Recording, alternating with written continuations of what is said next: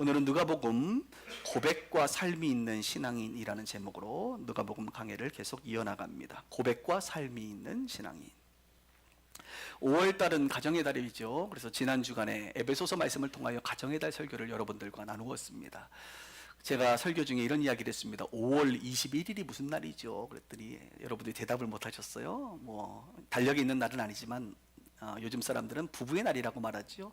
21일, 둘이 하나가 되는 날 5월 21일. 그리고 그 다음 날 5월 22일이 여전히 있습니다. 5월 22일이 무슨 날인 줄 아세요, 여러분? 빨간색 날입니다. 석가탄신일이라고 적혀져 있습니다. 부처님 오신 날이라고 말할 수가 있겠습니다.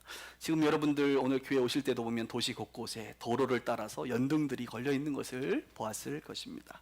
우리 기독교인들이 의외로 불교에 대해서 너무 모르는 게 아닌가 이런 생각을 종종 합니다. 그래서 이 시간에 제가 불교를 얘기하는 것은 아닙니다만 좀 비교하려고 합니다.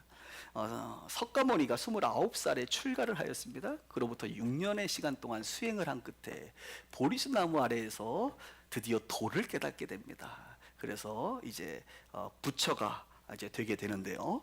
그 이후로 80세가 되기까지 역시 그를 따르는 사람들이 있었습니다. 남자 수행자들을 비구라고 말하고 여자 수행자들을 비구니라고 말하죠.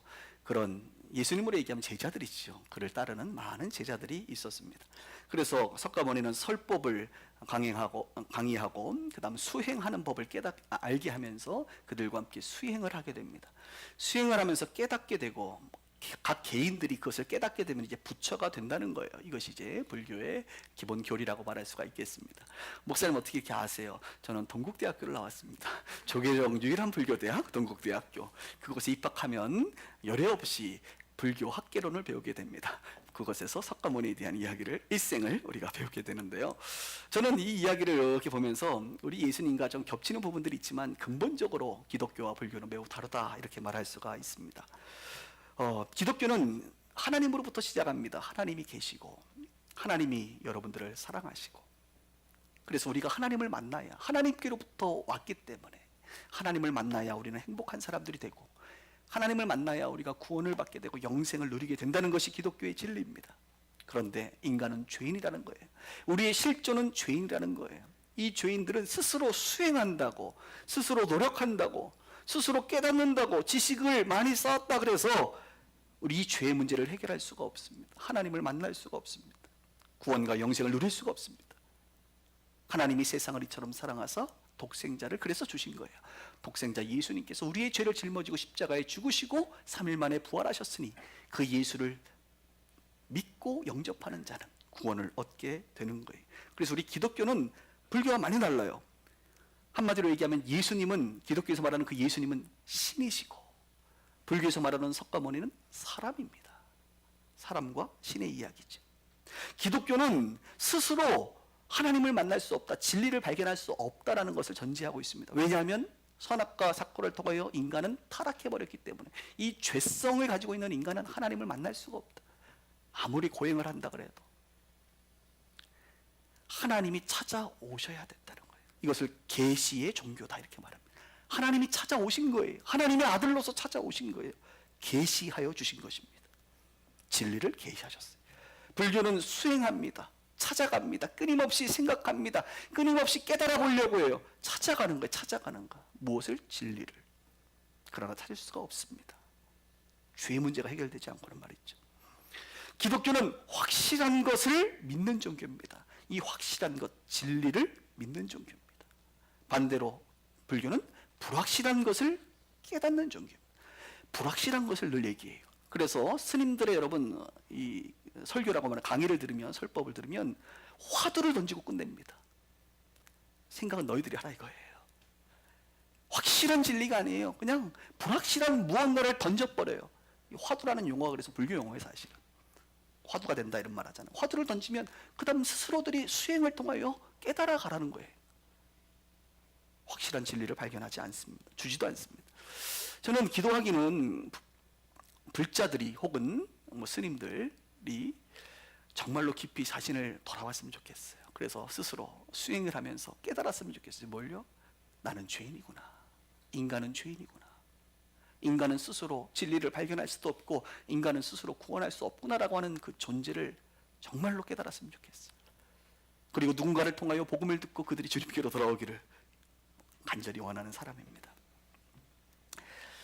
왜 이야기를 하냐면 제가 이번 주에 미용실을 갔습니다. 여러분 저를 보세요. 오늘 머리가 굉장히 단정돼 있죠.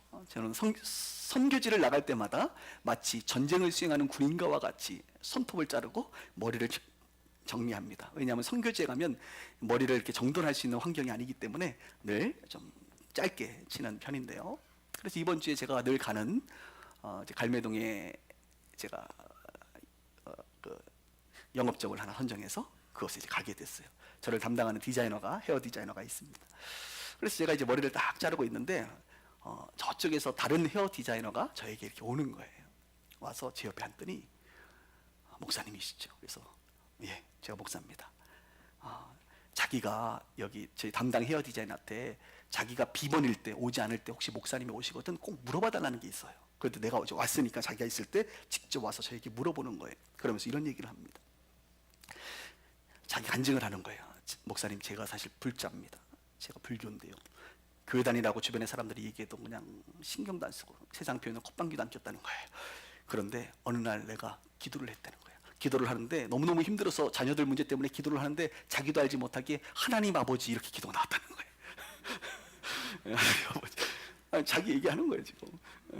그래서 하나님 아버지를 얘기하면서 막 그 문제, 이제 자녀 치유에 대한 문제인 것 같아요. 일반적으로 치유되지 않는 약간의 기적의 역사가 필요했던 것 같아요. 그래서 막 기도를 했다는 거예요. 그런데 기도를 하는데 자기도 알지 못하는 사람이 막 눈물이 나면서 내가 죄인입니다. 하나님 나의 죄를 용서해 달라고 회개의 기도를 했다는 거예요. 그리고 자녀를 위해서 기도했는데 어떤 일이 벌어졌느냐? 하나님이 응답하셔서 아이가 병이 고쳐졌다는 거예요. 이런 일이 2번 있었다는 거예요. 놀랍잖아요? 우리는 뭐 늘 아는 이야기잖아요. 그죠? 그리고 나서 또 이런 얘기를 하는 거예요. 어느 날 내가 꿈을 꿨는데 꿈에 예수님이, 얼굴이 이만한 예수님이 자기 꿈에 딱 나타났다는 거예요. 그래서 내가 예수님 어떻게 생겼습니까? 그랬더니 그 있잖아요. 그 사진에 나와 있는 그 예수님. 여러분 왜 예수님이 그 모양으로 나오신 줄 아세요? 우리가 본 모습이 그 모습이기 때문에 다른 모습으로 나오면 못 알아볼까 봐요. 여러분이 늘 그 모습으로 우리 주님은 꿈에 나타나십니다. 그래서 그 예수님을 봤다는 거예요. 자기가. 그러면서 목사님을 만나면 꼭 물어봐야겠다는 거예요. 하나님이 살아 계시는지, 정말 하나님이 계시는지 물어보고 싶었다는 거예요. 그래서 자신이 비번이면 자기 동료한테 물어봐 달라고 얘기했고, 오늘 목사님 만났으니 저한테 목사님 하나님 계세요? 라고 물어봐요. 그래서 왜 물어보냐 그랬더니 지금 나에게는 확신이 필요합니다.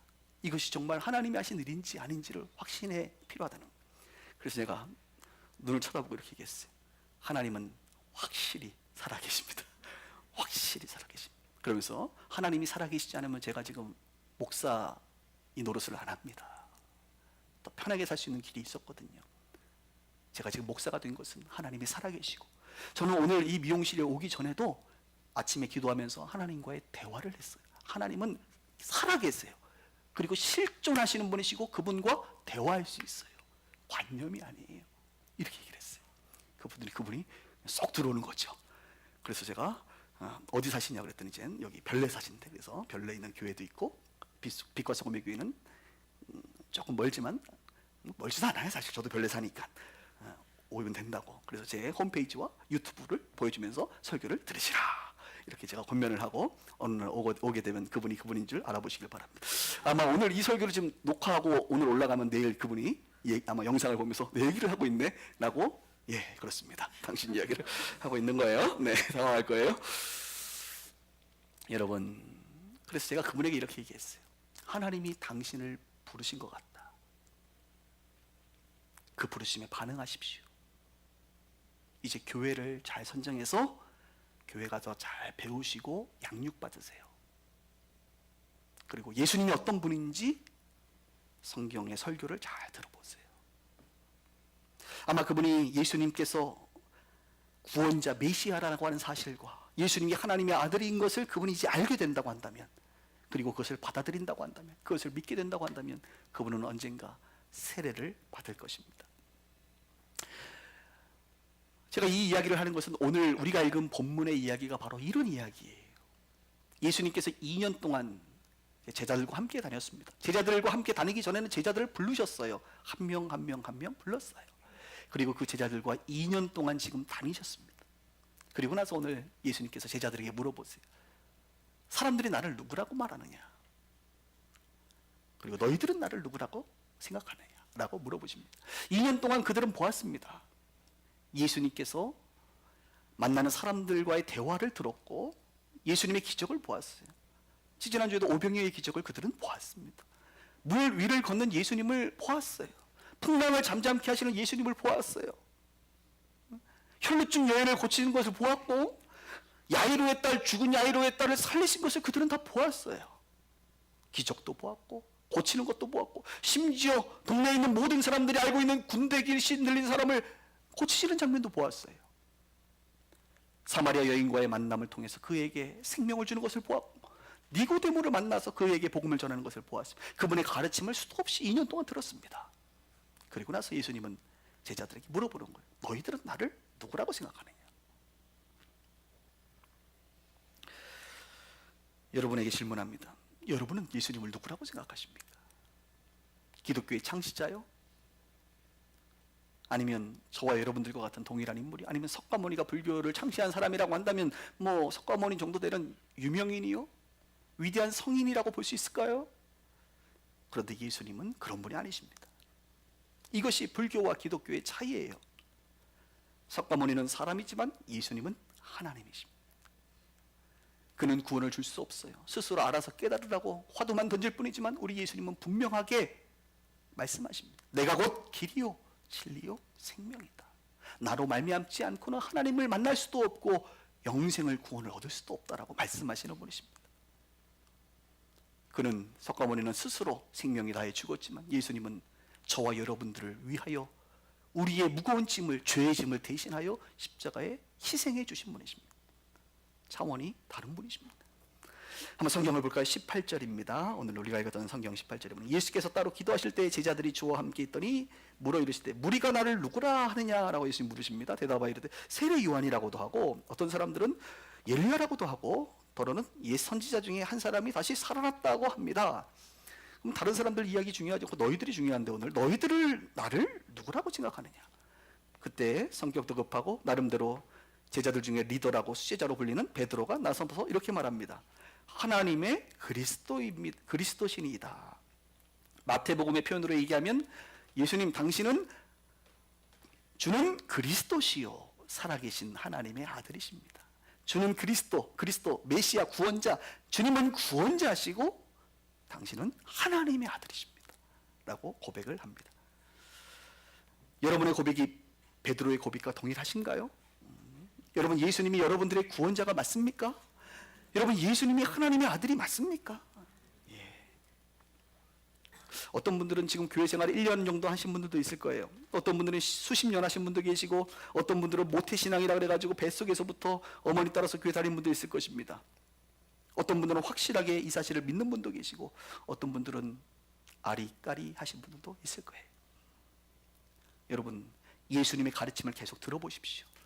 예수님의 이야기를 계속 들어보십시오. 그리고 그분이 어떤 분인지 생각해 보십시오. 깨달아 보십시오. 경험해 보십시오. 그리고 지금도 살아계신 예수님과 함께 해 보십시오. 그러면 우리가 예수님이 어떤 분인지를 알게 될 것입니다. 아직도 예수님이 구원자, 살아계신 하나님의 아들로 안 믿어진다고 한다면 여러분 권면합니다. 더 배워보기 위해서 노력해 보십시오. 타중교회 사람들은 그토록 고행하며 수행한다고 하는데 우리는 그렇게 할 필요 없어요. 우리의 마음을 열고 귀를 열고 하나님의 말씀을 들어보려고 최소한의 노력만 하면 됩니다. 그리고 또 하나는 허다한 증인들이 있다는 거예요. 불교에서는 진리를 깨닫지 못하고 여전히 스스로 진리를 찾고 있는 사람들만 수두룩하다고 한다면 우리는 하나님을 만난 사람들이 수두룩하다. 허다한 증인들이 있다는 겁니다. 오늘 이곳에만 하더라도 저를 포함하여 이곳에 앉아있는 분들이 하나님의 살아계심을 알고 느끼고 경험하고 확실한 허다한 증인들이 이곳에 있으니 이들과 교제하면서 하나님의 살아계심을 알 수 있고 경험할 수 있기를 바랍니다. 얼마 전에 남북 정상회담이 있었습니다. 회담이 끝나면 항상 정상들이 선언문을 이제 서로 하지요, 낭독하지요. 이번에 선언문은 판문점 선언서다 이렇게 이제 표현을 합니다. 그런 것처럼 어떤 중요한 합의점이 일어났을 때 우리는 선언서를 만들게 됩니다. 기독교 공동체도 오래전부터 교회의 리더들, 공교회들의 연합에서 만들어낸 합의서가 있었습니다. 그 합의서를 우리는 고백서다 이렇게 표현합니다. 고백서. 그 대표적인 것이 1600년경에 이제 판문점도 장소를 따서 판문점 선언서라고 얘기했던 것처럼 웨스트민스터라고 하는 지역에서 교회 공동체의 합의에 의해서 만들어진 게 웨스트민스터 신앙 고백서라는 게 있어요. 그리고 그 이후에 또한 하이델베르크라고 하는 지역에서 하이델베르크 고백서라는 게 만들어집니다. 그런데 일반 성도들은 뭐 이것에 대해서 잘 배우진 않습니다. 너무 양도 방대하기 때문에. 우리가 알고 있는 고백서는 하나 있죠. 2세기경에 만들어진 사도신경이라고 하는 고백서입니다. 오늘 여러분들이 예배 시간에 주문 외우듯이 외웠던 그 사도신경 말이죠. 여러분, 우리가 믿는 신앙의 근거와 내용이 무엇인지를 보여주는 겁니다. 많은 교회들이 사도신경을 안 하는 교회들도 있어요. 안 한다 그래서 이단 아니에요, 여러분. 주기도문 안 하죠? 안 한다고 이단 아닙니다. 안 해도 돼요. 그러나 저는 개인적으로 예배를 인도하면서, 예배를 시작하면서 사도신경, 우리의 신앙의 고백을 다시 한번 하고, 마지막에 많은 기도들 중에 주님께서 가르쳐 주신 주기도를 찬송으로 우리가 주기도문송을 부르는 것이 좀 옳겠다, 주님이 기뻐하시고 우리 교인들에게 필요하겠다라고 생각해서 늘 사도신경을 읽습니다. 그리고 이 사도신경을 해치우듯이 빠르게 읽는 것이 아니라 또박또박 읽습니다. 또박또박 읽으면서 여러분들이 이 내용을 깊이 생각해 보라는 것이죠. 우리가 지금 고백하는, 우리가 모여서 지금 신앙 고백하는 그 내용이 무엇인지를 생각해 보라는 거예요. 이 내용은 크게 성부, 성자, 성령 삼위일체에 대한 내용입니다. 여러분 알고 계셨나요? 제가 한번 다시 사도신경을 좀 설명을 해드릴게요. 하나님에 대해서 먼저 말하죠. 하나님 어떤 분이세요? 전능하사 천지를 만드신 하나님 아버지를 내가 믿습니다. 여러분, 우리가 믿는 하나님은 전능하신 분이십니다. 천지를 만드신 분이십니다. 아직도 천지 창조가 하나님이 하셨다고 안 믿어집니까? 그리고 나서 그냥 외우시나요? 아니요. 성경은 우리 가운데 말합니다. 우리가 믿는 하나님은 전능하신 하나님이시다. 그분은 전능하셔서 천지를 창조하신 분이시다. 우리는 그 하나님을 믿는다. 두 번째, 예수님에 대한 이야기가 나옵니다. 예수님은 어떤 분이십니까? 하나님의 외아들 우리 주 예수 그리스도를 우리가 믿습니다. 그분은 생애를 말합니다. 성령으로 잉태하셨고 동정녀 마리아에게서 나셨고 본디오 빌라도에게 고난을 받으셨고 십자가에 못 박혀 죽으셨고 장사된 지 3일 만에 죽은 자 가운데서 살아나셨고 하늘에 오르사 승천하셨고 전능하신 하나님 우편에 앉아 계시고 지금 그 다음에 저리로 산자와 죽은 자를 심판하러 앞으로 오실 분이시다. 심판자로 오시는, 우리가 믿는 예수님은 이런 예수님이세요. 오늘 사도신경이 말하고 있는 그 예수님. 그 다음에 성령님에 대해서 말합니다. 짧게 성령을 믿사오며 하고 지나갑니다. 여러분 성령 믿으시나요?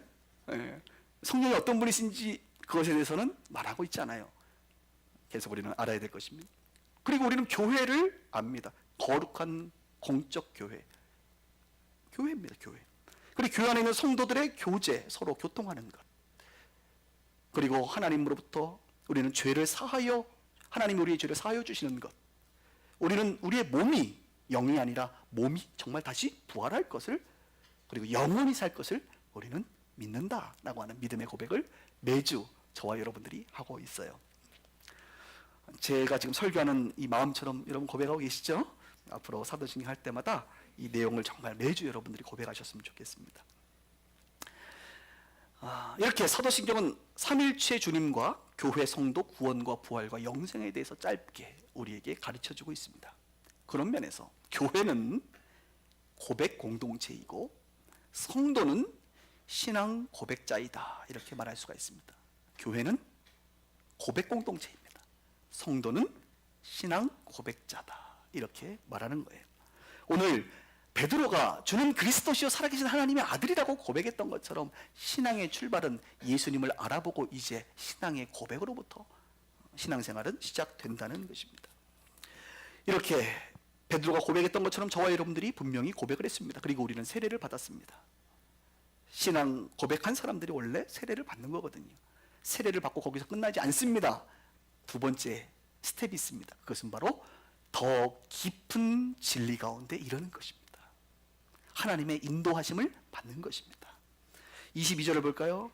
성경에 보니까 예수님께서 이렇게 말씀하시네요. 21절에 경고하사 이 말을 아무에게도 이르지 말라 명하시고 이르시되 인자가 많은 고난을 받고 장로들과 대제사장들과 서기관들에게 버림받아요 죽임을 당하고 제3일에 살아나야 하리라 하시고, 우리는 잘 알고 있습니다. 예수님께서 고난 당하시고 십자가에 죽임 당하시고 3일 만에 부활하신 사건을 저와 여러분들은 알고 있어요. 그러나 지금 당시에 있는 베드로와 제자들은 알고 있을까요? 모를까요? 모르죠. 예수님께서 내가 누구라고 생각하느냐? 구원자세요. 하나님의 아들이세요. 거기까지 알았다고 한다면 이제 한 발짝 더 나아가 주님이 더 깊은 곳으로 진리를 계시하여 주시고 계십니다. 얘들아, 내가 앞으로 어떻게 될지 말할게. 나는 고난당할 거야. 나는 버림받아갈 거야. 나는 죽을 거야. 나는 부활할 거야 라고 하는 이 진리를, 이 깊은 진리를 제자들에게 말해주고 있다는 것입니다.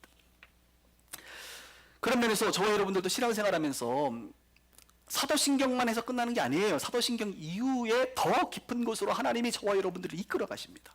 한 예로, 하나님 하면 우리가 아까 사도신경은 전능하사 천지를 창조하신 하나님만 배웠잖아요. 그런데 우리는 신앙생활하면서 더 깊은 진리를 깨닫게 됩니다. 하나님은 전능하시고 천지를 창조하신 분일 뿐만 아니라 하나님은 어떤 분이세요? 자비로우신 분이시구나. 하나님은 인자, 사랑이 많으신 분이시구나. 점점 깨달아지는 거예요.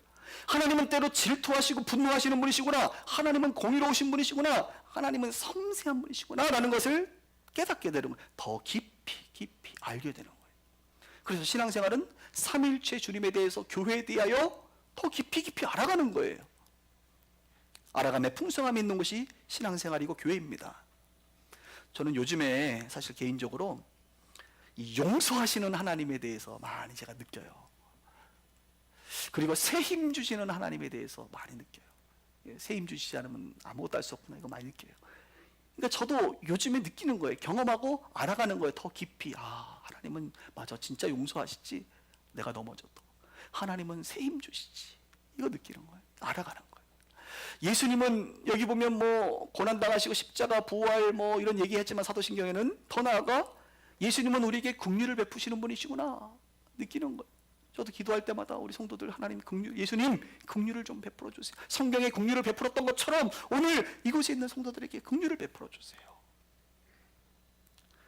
주님은 능력 있잖아요. 주님은 위대하시잖아요. 주님은 모든 이름 위에 뛰어나신 분이시잖아요. 만유의 주, 만왕의 왕이시잖아요. 예수의 이름으로 선포하면 능력이 나타나잖아요. 그렇게 이제 알아가는 거예요. 더 깊이 예수님을. 저는 요즘에 개인적으로 예수님이 굉장히 친절한 분이다. 친절한 금자씨 뭐 이런 것도 있는데 친절하다. 우리 예수님 너무나도 친절하신 분이시다. 우리 예수님 너무나도 성실하신 분이시다. 아까 이제 미용실 얘기했잖아요. 얼마나 우리 주님이 꿈에서도 일을 하시고 꿈에 나타나시고 얼마나 성실하세요 우리 예수님. 네? 그리고 예수님이 막 우리를 섬겨주시는 게 느껴져요. 이 섬김을 예수님께 받으니까 나도 막 섬겨야겠구나 이런 생각을 요즘에 개인적으로 합니다. 이게 뭐예요? 더 깊이 알아가는 거죠. 성령님에 대해서 사도신경은 성령을 믿사오며 성령님의 존재만 말하고 있지만 사실 성령님은 어떤 분이십니까? 우리를 위로하시는 위로의 영이시잖아요. 진리를 깨닫게 하시는 진리의 영이시잖아요. 또 성령님은 우리를 부드럽게 하시잖아요. 저만 보더라도 여러분 원래 제가 부드러운 사람이 아니었는데 점점 부드러워지는 것 같아요. 부드럽게. 원래 이렇게 각진 사람이었는데 부드러워지는 것 같아요. 성령님은 부드럽게 저를 변화시키시듯이 여러분들을 변화시키시는 분이세요. 여러분들의 자녀들을 부드럽게 변화시킬 수 있는 분이세요. 그래서 기도할 때 성령 하나님 찾아오셔서 내 남편과 아내와 내 자녀들을 좀 변화시키시는데 부드럽게 온유하게 좀 변화시켜 주세요 라고 기도할 필요가 있는 거죠. 성령님은 능력의 주님이십니다. 그리고 저는 개인적으로 요즘에 느끼는 성령님은 뭐 대표 기도도 그런 이야기 한 것 같은데 이렇게 문을 여신다 이런 느낌이 들어요. 닫힌 문을 성령님이 훅 여시는, 바람처럼 불처럼 문을 확 여시는 게 많이 느껴져요. 그리고 성령님이 막 제 손을 붙잡고 이렇게 사람들도 막 만나게 하시고 막 새로운 길을 가게 하시고 이런 게 막 느껴져요. 그러니까 성령님은 그런 분이시지. 알아가는 거예요. 이렇게 알아가는 거예요. 교회를 알아가고 성도를 알아가고 구원과 영생의 깊이를 알아가는 거예요. 질문합니다. 여러분들은 요즘에 어떤 하나님, 예수님, 성령님을 알아가고 계십니까? 여러분들과 함께하는 그분은 어떤 분이시나요? 요즘에 사도신경에 나와 있는 그분 말고 여러분들이 느끼시는 분은 어떤 분이십니까? 그래서 사도 바울은 에베소 교회 성도들에게, 에베소 교회 성도들은 이미 신앙 고백한 믿음의 사람들이거든요. 세례 받은 사람들이거든요. 그들을 향하여 이렇게 편지를 하고 있습니다. 우리 주 예수 그리스도의 하나님 영광의 아버지께서 지혜와 계시의 영을 너희에게 주사 하나님을 알게 하시고 너희 마음의 눈을 밝히사 부르심의 소망이 무엇이며 성도 안에서 그 기업의 영광의 풍성함이 무엇이며 그의 힘의 위력으로 역사심을 따라 믿는 우리에게 베푸신 능력의 지극히 크심이 어떠한 것을 너희로 알게 하시기를 원하노라. 구하노라. 더 알기를 원한다. 그냥 세례받은 그냥 거듭난 백성일 뿐만 아니라 더 깊이 하나님을, 예수님을, 성령님을, 그분의 위대하심과 그분의 능력과 그분을 경험하여 알기를 원한다. 너희들의 눈을 열어서 알기를 원한다라고 바울이 지금 얘기하고 있는 거예요. 이 바울의 기도가 저의 기도입니다. 여러분 그렇게 되기를 바랍니다. 주님을 더 알아갔으면 좋겠어요. 세례받고 난 이후에 매주 교회 와서 신앙 고백을 통해서 내가 믿는 그 믿음의 근거와 내용을 다시 한번 확인하고, 또 교회 와서 우리가 더 깊은 진리를 깨닫고, 그리고 깨닫은 것에서 끝나는 것이 아니라 누리는 게 중요해요. 나는 우리 성도들이 누렸으면 좋겠어요. 더 풍성히 누렸으면 좋겠어요. 할렐루야. 풍성히. 깨닫고 아는 만큼 더 풍성히 누릴 수 있어요. 더 깊은 곳으로 주님이 여러분을 인도하기를 원합니다. 세례식은 신앙 고백의 시간이고 교회 생활은 깊은 진리를 맛보는 시간입니다. 그래서 여러분이 세례 받았잖아요. 세례식은 신앙 고백의 시간이고 지금 교회 생활 하시죠? 교회 생활은 깊은 진리를 맛보는 과정이라고 말할 수가 있습니다. 오늘도 예배 마치면 이제 셀 모임 하시잖아요. 이제 해당되시는 분들은 셀 모임도 마찬가지예요. 셀 모임에서 뭐 얘기합니까? 오늘 예배 때, 설교 때 나에게 적용되는 것들, 은혜 받은 것들도 나누지만 더 나아가 한 주간 우리가 살면서 사도신경 말고 이 한 주간에서 내가 요즘에 느끼고 있는 하나님 삼위일체 주님은 어떤 분인지, 내가 요즘에 경험하고 누리고 있는 그분은 어떤 분인지를 이렇게 나누는 거예요, 서로. 그러면 나 혼자 경험했던 그 하나님을 5명이면 5명이 경험한 하나님을 내가 느끼면서 더 배우고 알아가게 되는 거예요. 이것이 셀 모임의, 소그룹 모임의 유익이라고 말할 수가 있겠습니다. 오늘도 그렇게 하기를 바랍니다. 이제 고백이 있고 나면 주님께서 두 번째로 깊은 진리를 더 깨닫게 하시고, 그 다음 마지막에 단계가 있어요. 세 번째 단계는 뭐냐? 우리로 하여금 고백에서 삶이 펼쳐지도록, 그러니까 고백적인 신앙인이 아니라 살아내는 신앙인으로 살게 합니다. 지성에서 영성으로 옮겨지듯이 고백에서 삶으로 옮겨지는 그런 놀라운 믿음의 사람이 되게 해요. 한번 23절과 24절을 보겠습니다. 또 무리에게 이르시되 아무든지 나를 따라오려거든 자기를 부인하고 날마다 제 십자가를 지고 나를 따를 것이니라. 누구든지 제 목숨을 구원하고자 하면 잃을 것이요 누구든지 나를 위하여 제 목숨을 잃으면 구원하리라. 여기 보면 이제 신앙 고백을 들으시고 나서 예수님이 더 깊은 진리를 계시하시고 나서 그 다음에 삶을 말합니다. 아무든지 나를 따라오려거든 뭐예요? 자기를 부인하고, 자기를 부인하고, 그 다음 두 번째 자기 십자가를 지고 따라라. 자기를 부인한다는 것은 과거의 나의 육체적인 삶, 세속적인 삶을 거부하는 거예요. 자기 십자가를 진다는 것은 하나님께서 우리 가운데 말씀하신 말씀을 따라 소명, 사명을 따라 살아가는 거예요. 바울은 이것을 로마서 12장 1, 2, 3절에서 말합니다. 이 세상을 본받지 말고 하나님이 선하시고 기뻐하시고 온전하신 뜻이 무엇인지 분별하며 살아라. 똑같은 말이에요. 그러니까 예수를 믿고 나서 하나님을 알아가면 알아갈수록 그 다음 단계로 나가는 것은 삶의 변화가 일어납니다. 삶의 변화. 고백적인 신앙인이 아니라 살아내는 신앙인이 되는 거예요. 바울은 말합니다. 갈라디아서 5장 31절에 그리스도 예수의 사람들은 육체와 함께 그 정욕과 탐심을 십자가에 못 박았느니라. 고린도전서 15장 31절 단 하나건대 나는 날마다 죽노라. 바울은 날마다 죽는데 아침에 일어나면 뭐부터 해요? 우리는 아침을 일어날 때 이제 하루를 살려고 일어나잖아요. 근데 바울은 아침에 일어나서 날마다 죽노라. 죽음을 통한 삶을 말하고 있는 거예요. 나의 욕심 십자가에 죽인다. 여러분 예수님을 바라본다는 게 다른 게 아니에요. 예수님을 바라보면 어떤 일이 벌어져요?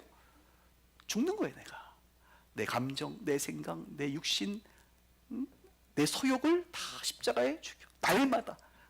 날마다. 일주일에 한 번 아니고 오늘 말고 내일 아침에 날마다. 저녁 말고 하루 육신대로 다 살고 나서 이제 잠잘 때 이제 난 죽습니다 주님 하고 자고 그러지 말고 아침에 일어나선 하루를 살기 전에 죽어. 제가 자주 표현하죠 요즘에. 제발 죽어주시라고. 내 자신에게 날마다 나는 죽어야 된다. 날마다 나는 죽어야 된다.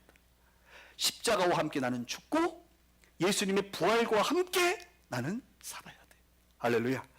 예수님이 부활하셔서 새 생명 얻으신 것처럼 나도 예수의 부활과 함께 새 생명으로 사는 거예요. 새 피조물로 사는 거예요. 이제 의인으로 사는 거예요. 하나님의 자녀로 사는 거예요. 예. 성령으로 살아내는 거라고요. 그래서 아침에 일어나면 기도하세요. 주님, 오늘도 나는 십자가에 죽고 내 습관과 못된 죄성과 나의 과거와 나의 육신은 다 죽고 오늘 부활하신 예수님과 함께 삽니다. 예수 그리스도 안에서 삽니다. 새 피조물로 삽니다. 성령님 나를 충만케 오늘도 다스려 주시옵소서. 이 고백이 매일 아침마다 있어야 돼요. 바울은 그걸 말하는 거예요. 우리 예수님도 이런 말씀하시잖아요. 마태복음 11장에 수고하고 무거운 짐진 자야 내게로 오라 내가 너희를 쉬게 하리라. 이 수고하고 무거운 짐이 뭡니까? 다 자기 육신의 짐이에요. 내 생각의 짐, 일어나지도 않을 것을 근심하는 근심의 짐. 이게 다 세속적인 짐이거든요.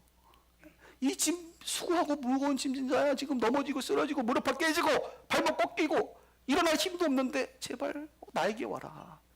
그리고 내려놔라 좀. 오늘 그런 분들 잘 들었어요. 그리고 우리 주님 말해, 내가 주는 멍에를 메라. 내가 주는 그 짐은 뭐래요? 쉽고 가벼움이라. 할렐루야. 쉽고 가벼움. 많은 사람들은 착각해요. 우리 주님이 우리에게 십자가를 주시면 그것은 무겁겠다. 안 무거워요. 여러분이 지는 짐이 무거운 거지 주님이 주시는 짐은요 안 무거워요. 우리의 체력을 아세요. 우리의 힘을 아신다고요. 그래서 여러분들이 감당할 만큼의 십자가를 주시는 분이 예수님이세요. 세상은 여러분들을 고려하지 않습니다. 짓눌러 버립니다. 무지막지하게 여러분의 어깨에 짐을 올릴 거예요.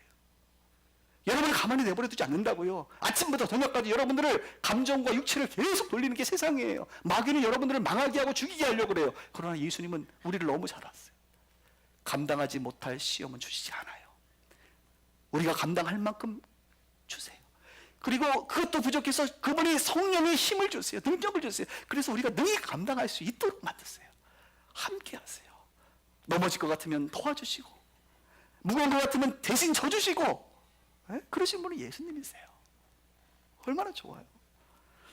그러므로 사랑하는 여러분, 주님이 여러분들에게 이렇게 짐을 줄 때 받으세요. 사명의 짐, 소명의 짐을 받으시기를 바랍니다. 예수님을 바라본다는 것은 그래서 십자가에서 함께 죽고 부활하심으로 함께 사는 것을 말하고, 예수님을 바라본다는 것은 십자가에서 자기를 부인하고 부활의 능력으로 자기 십자가를 지는 것을 말합니다. 어느 유명한 목사님이 책을 썼는데 이런 제목을 썼죠. 나는 죽고 예수로 사는 삶. 나는 죽고, 그래요, 나는 죽어야 돼. 예수로 살아야 돼. 성령의 충만함으로 살아야 돼. 자기를 부인하고 자기 십자가를 져야 돼요. 자기 십자가가 무엇입니까? 오늘 이것을 이제 마지막으로 얘기하고 싶은데, 자기 십자가. 여러분에게 십자가가 뭐예요? 오늘 자기 십자가를 져야 된다고 했을 때 떠오르는 그 사람, 떠오르는 일이 뭐예요? 이제 저는 이렇게 말하고 싶어요. 우리 주부님들, 우리 여성분들, 아침에 눈을 떴는데 나는 아직도 더 자야 되는데 애가 울고 있어. 그 애가 여러분의 십자가예요. 아침에 나는 더 자고 싶은데 애 학교를 보내야 돼. 그래서 일어나서 밥을 해야 돼. 그리고 차 태워 보내야 돼. 그게 십자가예요. 그 애가. 그게 무슨 십자가예요? 십자가예요. 하나님이 여러분들에게 지금 주신 사명이에요. 그게 지금 여러분이 감당해야 될 그게 십자가예요. 지난주 설교를 얘기하면 남편은 아내를 사랑하는 것, 그게 십자가예요. 그 아내가 십자가예요. 아내들이여 남편을 존경하라. 그 남편이 여러분의 십자가예요. 존경하셔야 돼. 여러분들이 그 하나님이 세운 가정, 하나님의 나라, 하나님이 여러분들 가운데 부여해 주신 그 가정을 아름답게 세워가는 게 여러분의 십자가를 지는 거예요. 질 수 있기를 바랍니다. 십자가를 벗어 던지지 마시고 회피하지 마시고 짊어지세요. 주님께서 충분히 짊어질 수 있는 힘과 능력을 주시는 줄 믿습니다. 또 여러분 일터에서 직장생활이다 뭐예요? 십자가예요. 저는 목회, 이게 십자가예요. 목회. 목회를요 내 힘으로는 안 되는 게 목회입니다. 오직 하나님의 힘으로만 할 수 있는 게 목회 아닙니까? 어떨 때는 좀 쉬고 싶어요. 힘들 때가 있죠. 왜 없겠어요? 근데 뭐 제가 여러분한테 하나 힘들어 이렇게 얘기 안 하죠. 그러나 가끔 내 스스로에게 힘들다. 아는 우리 친구 목사님이 이번에 이제 선교단체 간사님인데 안식년을 간다는 거예요. 안식년을 12월에 1년 동안 쉰대. 내가 이게 부럽다. 난 안식년은 못 가. 우리는 갈 수도 없어. 우리는 그냥 죽을 때까지 해야 돼. 부럽다. 안식년 안 가는 게 십자가예요, 저한테. 이 강단을 지키고 교회를 지키는 게 십자가라고요. 우리 수지교회 식구들은 아마 이것을 더 잘 느낄 거예요. 목사님 몸 말하면 당황해요. 수지교회 성도들은. 이러가 목사님이 우리를 다 갈매로 오라 그러고 정리하시는 것은 아니고 그 교회를 계속 지키는 게 십자가예요, 저의 십자가. 여러분에게 다 십자가가 있습니다. 직장인들이 제일 많이 하는 게 뭐예요? 아유, 언제 내가 그만둬. 내가 때려친다. 내가. 이 말 제일 많이 해. 그래도 못하잖아. 왜요? 십자가를 져야 되니까 져야 되는 거예요. 제가 십자가를 이야기할 때는 하나님의 나라와 늘 연관이 있습니다. 하나님의 나라와 다 연관이 돼야 십자가예요. 여러분들의 육신의 소욕을 위해서 하고자 하는 것은 십자가가 아닙니다. 그런데 하나님이 여러분들에게 주신 사명, 소명은 십자가예요. 자녀를 양육하는 거 하나님이 여러분에게 주신 겁니다. 그 아이들 통해서 하나님의 나라가 가정에 펼쳐지는 거예요. 여러분들의 일터에서 그 하는 일을 통해서 그곳에서 빛과 소금이 되라고 하나님께서 여러분을 보내셨다고요. 그러면 그것에 십자가를 지는 것이 하나님의 나라에 유익한 거예요. 그러므로 사랑하는 성도들이요, 십자가를 지십시다. 아멘. 이왕 지시는 거 생각보다 쉽고 가볍게 주님이 함께 하시고 기쁨으로 지셨어요. 기쁨으로. 저 자신에게 끊임없이 말하는 거, 목회는 행복하다. 목회는 즐겁다. 네? 저는 저 자신에게 늘 그렇게 말해요. 목사님들 만나면 목회처럼 행복한 게 어딨냐. 그러면서 기쁨으로 하려고 해요. 기쁨으로 감당하는 거예요. 아침에 아이들을 밥하는 것, 여러분, 우리 여성분들이요, 남자들이 할 수도 있습니다. 남성분들이요, 그건 기쁜 겁니다. 할렐루야. 믿으시고 하셨으면 좋겠어요. 부활의 능력, 성령의 능력, 성령의 충만함만이 십자가를 쉽고 가볍게 질 수 있는 것입니다. 말씀을 정리합니다. 현대 그리스도인들을 보면서 여러분 실망하지 않습니까? 교회를 보면서 실망하지 않습니까? 왜요? 고백은 있는데 삶이 없기 때문이죠. 저는 설교를 할 때 다른 사람들의 먼 나라 이야기, 외국 사람들의 이야기를 잘 안 합니다. 예화로. 왜냐하면 감정적인 뭔가 감동은 있을지 모르지만 남의 이야기로 느껴지기 때문에 그래요. 저는 늘 그래서 제 이야기를 하고 너 이야기를 하고 우리 이야기를 하는 거예요. 나와 너와 우리의 이야기를 하자는 거지. 과연 우리는 다른 사람 말고 나는 그렇게 살아가고 있느냐? 그걸 말하고 싶은 거예요. 살아있는 신앙인은 열매를 맺습니다, 여러분. 왜냐하면 내 안에서 예수가 나타나기 때문에 그렇습니다. 예수가 나타나면 하나님의 나라가 만들어지게 되어 있어요. 저도 직장 생활하면서 또 직장인들을 많이 보면요, 정말 이 예수의 사람들은요, 그 한 사람으로 말미암아 그 조직이 바뀌어요. 제가 최근에 갈매동에 있는 이 부동산 업계의 놀라운 영적 변혁의 이야기를 기회가 되면 한번 해드릴게요. 간단하게 말하면 갈매동만 다운 계약을 하지 않습니다, 여러분. 별내, 다산, 주변이 다 다운 계약을 하는데 갈매동만 안 해요. 왜 안 하는 줄 아세요? 한 명의 크리스찬의 헌신으로 나타난 거예요, 그 열매가. 자, 오늘 다 얘기하면 안 되니까 다음에 기회가 되면 갈매동의 부동산 업계에 하나님 나라가 임하신 것을 제가 여러분들에게 설명해 드리도록 하겠습니다. 여러분 어디에 서 계세요? 신앙을 고백하는 수준의 성도이십니까? 아니면 더 깊은 진리를 깨닫고 경험하고 누리는 성도이십니까? 아니면 자기를 부인하고 자기 십자가를 오늘도 지고 살아가는 성도이십니까? 기도하기는 고백이 삶이 되는 성도 되기를 바랍니다. 고백과 삶이 균형 있는 성도 되기를 주님의 이름으로 축원합니다. 기도하겠습니다.